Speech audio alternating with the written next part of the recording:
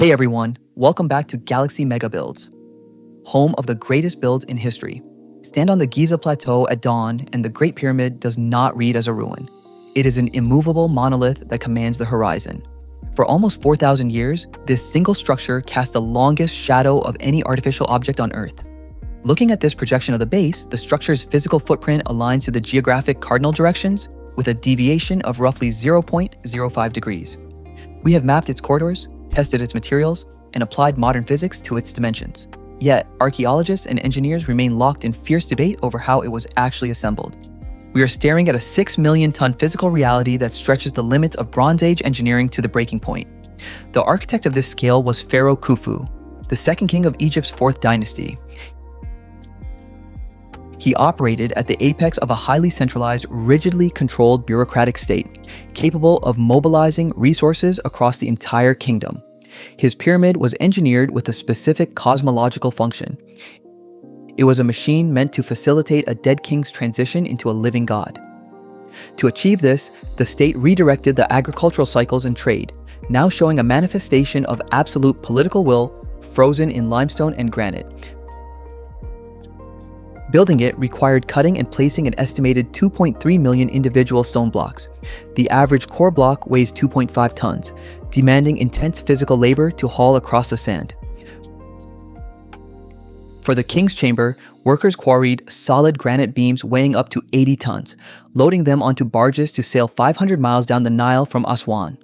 The people pulling those ropes were not slaves. They were tens of thousands of skilled, paid citizens, organized into distinct, rotating work gangs. Sustaining them required a sprawling logistical empire.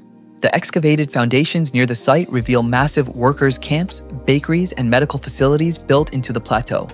The mathematics of their timeline are brutal.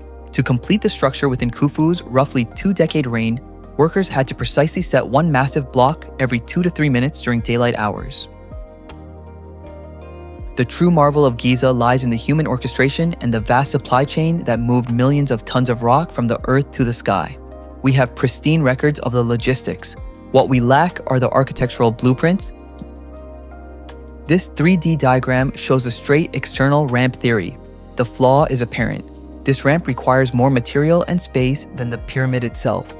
To solve this, Jean-Pierre Houdin proposed an internal spiral ramp, routing corridors inside the outer edges. Alternatively, researchers suggest rope and pulley counterweight systems, utilized in internal spaces like the Grand Gallery.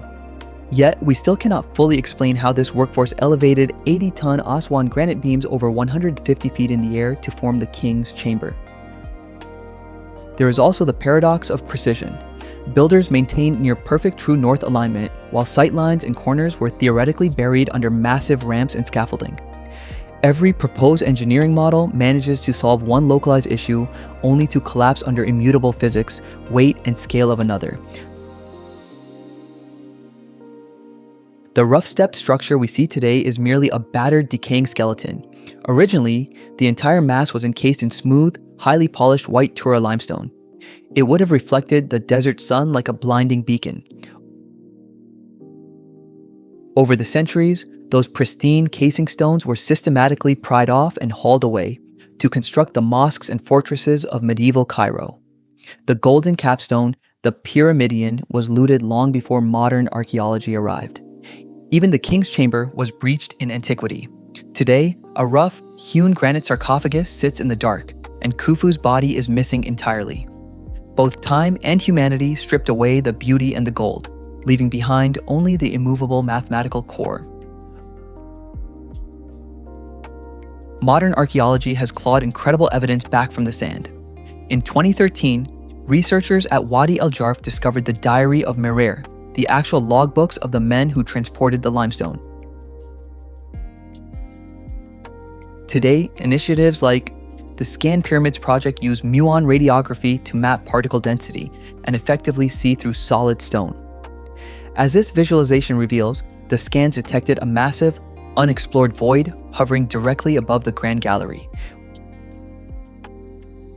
We possess deep penetrating radar, lasers, and particle physics, yet we still cannot reverse engineer the precise mechanics of their labor. We know the names of the men, the food they ate, and the quarries where they cut the stone.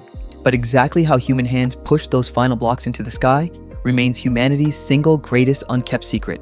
Thank you for watching Galaxy Mega Builds. We'll see you at the next build.